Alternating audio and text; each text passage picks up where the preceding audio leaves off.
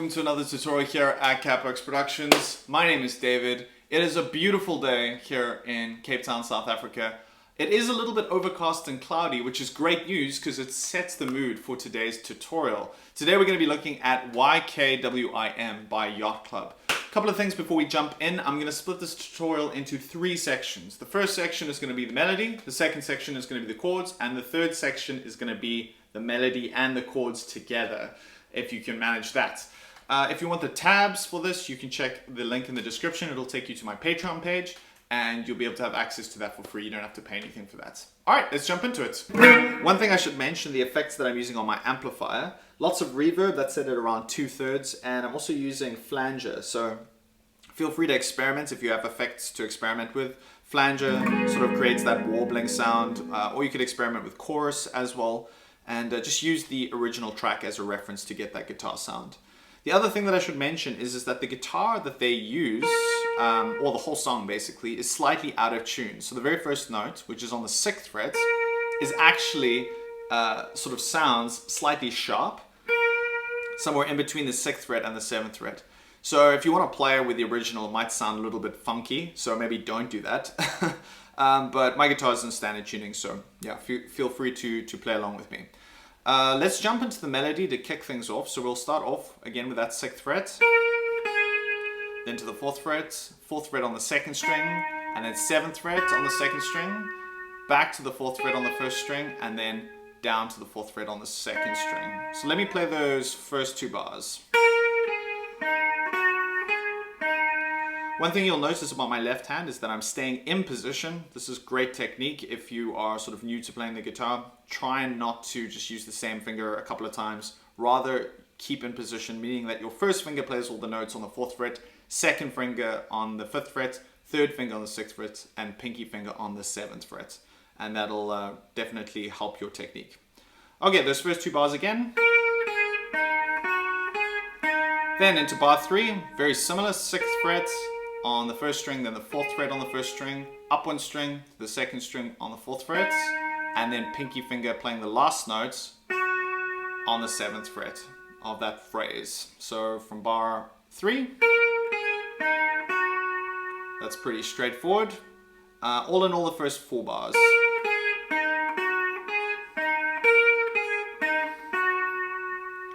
Once we've done that, the second phrase from bar 5 is kind of similar, except only one note changes, and that is the 3rd note. You'll see is not to the 4th fret, it's to the 5th fret on the 2nd string.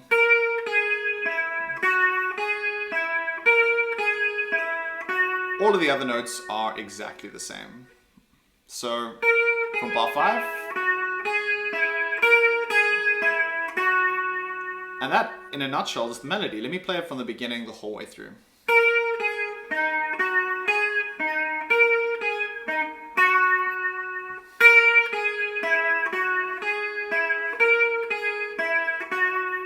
One thing you'll notice that I like to do is add a little bit of reverb, especially on the notes that you're holding.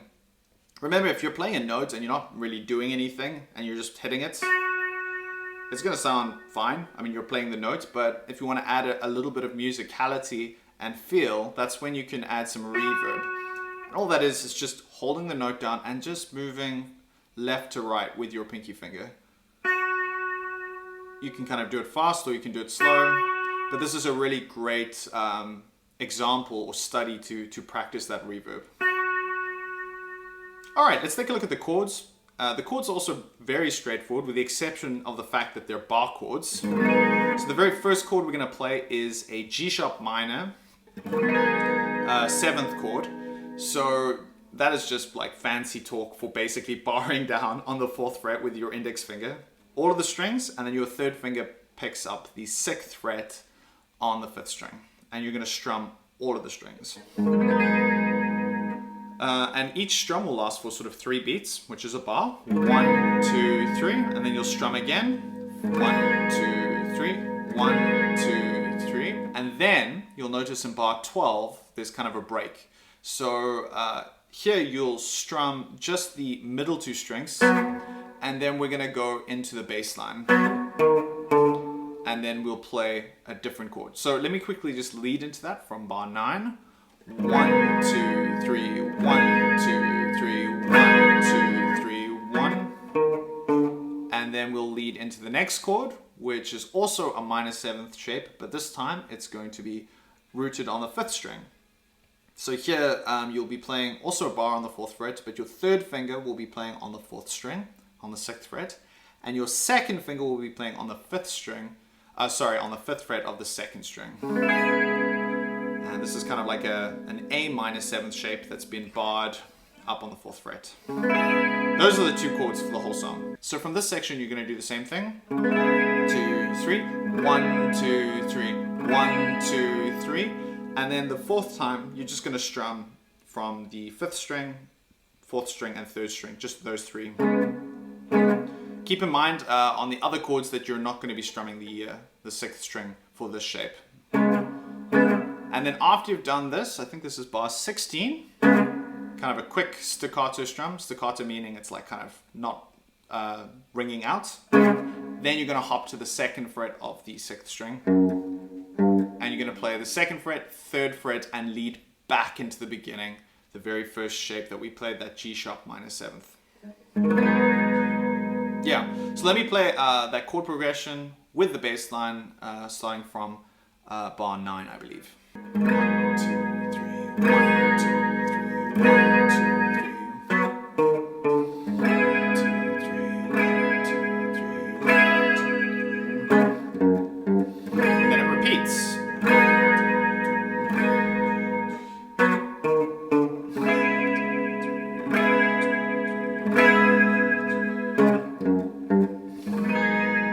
So this is basically what you would be doing if you had a second guitar player doing the melody and you wanted to just play the chords and maybe sing and you didn't want to have to worry about playing the melody and the chords.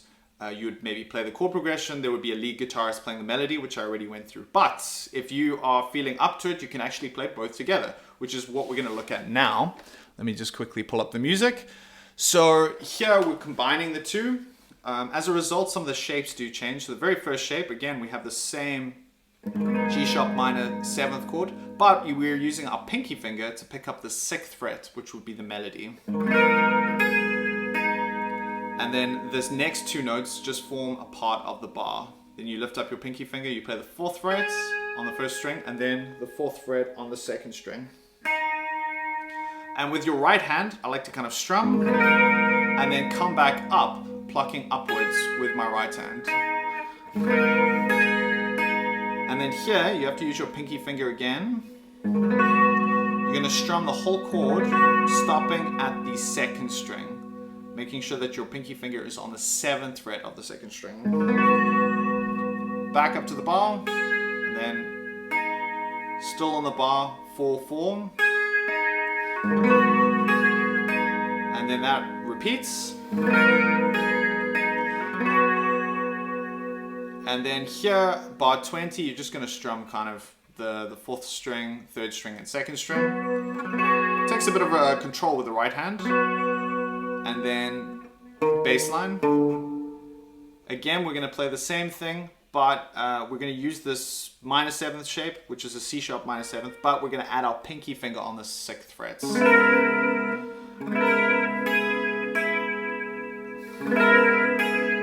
We're going to transform the chord and have our pinky finger playing the 7th fret, and the rest of the shape kind of stays the same. You're going to strum up to the 7th fret, bar, so you're hitting the notes on the bar, which is on the 4th fret of the 1st string, and then back to the 5th fret, so you have to lift up your pinky finger to kind of reveal that 2nd finger on the 5th fret, and then you'll repeat that.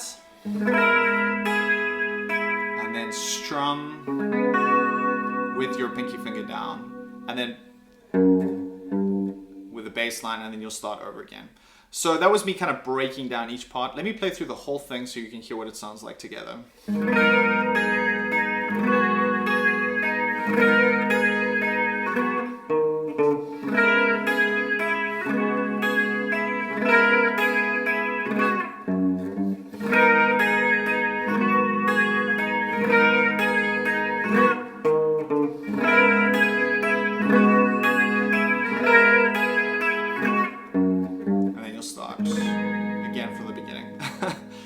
So cool, man. It's such a beautiful, beautiful tune to play.